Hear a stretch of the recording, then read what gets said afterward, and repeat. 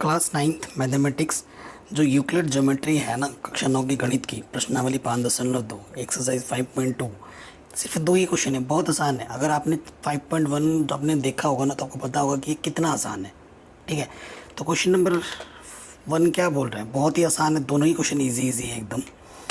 कह रहे हैं आप यूक्लिड की 5वीं अवधारणा को किस प्रकार लिखेंगे ताकि वह सरलता से समझी जा सके। जो 5वीं अवधारणा, जितनी भी अवधारणाएं हमने पढ़ी थी ना, उसको आप किस तरीके से लिखोगे कि जल्दी से याद हो जाए और जल्दी से समझ में भी आ जाए, अपनी भाषा में कैसे लिखोगे।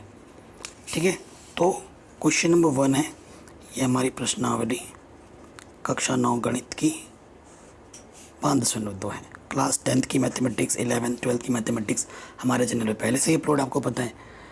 तो देखो, यूक्लिड की 5वीं अवधारणा है ये, इसको हम कैसे लिख सकते हैं। यूक्लिड की 5वीं अवधारणा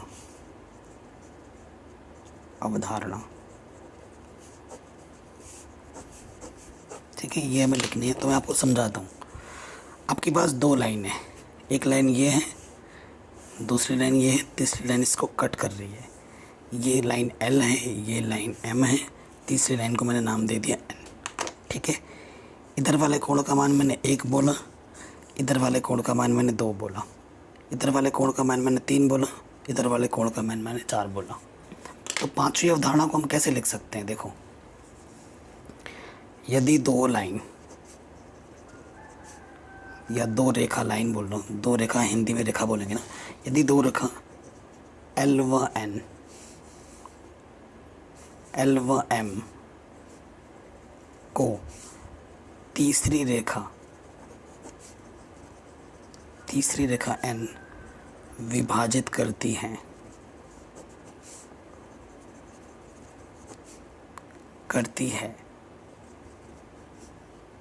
तो अगर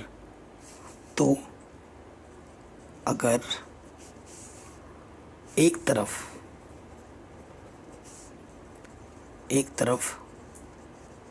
बनने वाले, जैसे 1 या 2 ले लो या 3 या 4 ले लो, जो लो, एक तरफ 1 या 2 या 3 या 4, कोई भी एक लेना है इनमें से, का योग, मतलब या तो 1 + 2 या 3 + 4 का योग यदि 180 अंश से कम होता है तो, मैं आपको समझा भी दूंगा, मैं पहले लिख रहा हूँ, कम होता है तो दूसरी ओर भी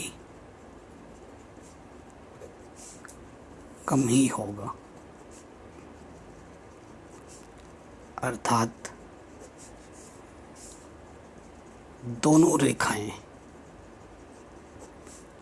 L व M, ये आगे जब बढ़ाओगे इसको, ये आगे जाके कहीं ना पर मिल जाएंगी ये। ठीक है, L व M प्रतिच्छेदित करेगी।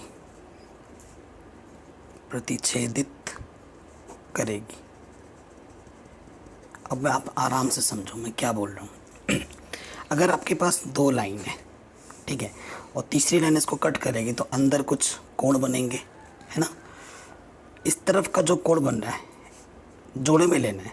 अगर 1 या 2 लो या फिर 3 या 4 लो, अगर 1 और 2 लेते हो, अगर इन दोनों को जोड़ने पर इनका योग 180 अंश से कम होता है ना, तो इधर 3 और 4 को जोड़ोगे तो भी इसका योग 180 से कम होगा।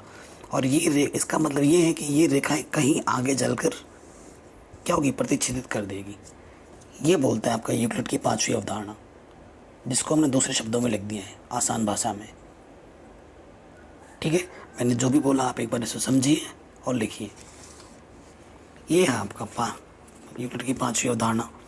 नंबर 2, क्या यूक्लिड की 5वीं अवधारणा से समांतर रेखाओं के अस्तित्व का कोई औचित्य निर्धारित होता है, स्पष्ट कीजिए।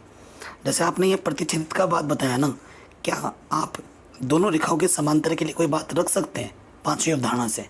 तो आप कहोगे सर बिल्कुल रख सकता हूँ मैं, ये तो क्वेश्चन नंबर 1 था ना, क्वेश्चन नंबर 1 था ये। अब हम बात करेंगे क्वेश्चन नंबर 2 की। ठीक है, क्वेश्चन नंबर 2 की बात हम करेंगे।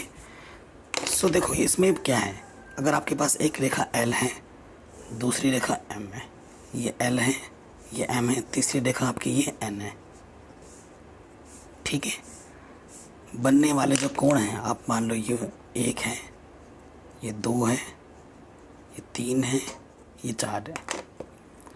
अगर इन दोनों का कोण, अगर इन दोनों को जोड़ो 180 आएगा ना, तो इन दोनों को जोड़ने पर भी कितना आएगा, 180 आएगा। अगर आंतरिक कोणों का योगफल एक तरफ का 180 है तो दूसरी तरफ का भी 180 होगा।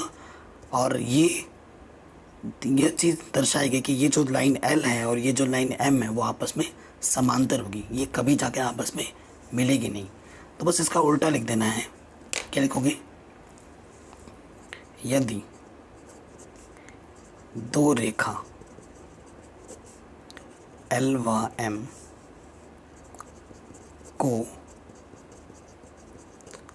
तीसरी रेखा N विभाजित करे तो आंतरिक कोण, तो एक तरफ की आंतरिक कोण का योग, कोण का योग 180 होगा तो दूसरे तरफ का भी 180 होगा। अर्थात रेखा L व M समांतर होगी। ये आपको इतना आसान शब्दों में लिख देना है। आशा करता हूँ आपको समझ में ज़रूर आया होगा, ठीक है। मतलब 180 डिग्री से अगर कम होगा तो प्रतिच्छेद करेगी। अगर इस तरफ जोड़ने पर एग्जैक्टली 180 आता है तो इस तरफ भी 180 आएगा और ये कभी भी प्रतिच्छेद नहीं करेगी, हमेशा समांतर रहेगी। ये दोनों में थोड़ा सा अंतर है और यही यूक्लिड की 5वीं अवधारणा है, जिसको 2 तरीक़ों से हमने समझ लिया है, एक प्रतिच्छेदित के वे में, एक समांतर के आधार पर। आशा करता हूँ समझ में आया। बस 2 ही क्वेश्चन थे, है ना। किसी भी पॉइंट में डाउट हो तो एक बार वीडियो को दोबारा देख लेना। कोई भी डाउट, कोई भी दिक्कत नहीं रहेगी। हर एक चैप्टर मैंने करा रखे हैं, लिंक्स मिलेगा डिस्क्रिप्शन में, प्लेलिस्ट ज़रूर चेक करें। कोई से भी अगर आपको वीडियो देखनी है आप ऐसे सर्च करो क्लास 9th, जो भी एक्सरसाइज लिखना है ऐसे लिख दो, ऐसे सर्च करना, ठीक है। क्लास 9 जो भी एक्सरसाइज आपको देखनी है यहाँ लिख दो, ठीक है। और आगे लिख दो चैनल का नाम, बाय मैथमेटिक्स एनालिसिस। तो आपको वीडियो सबसे ऊपर दिखेगी यूट्यूब में और फिर आप आराम से देख लेना।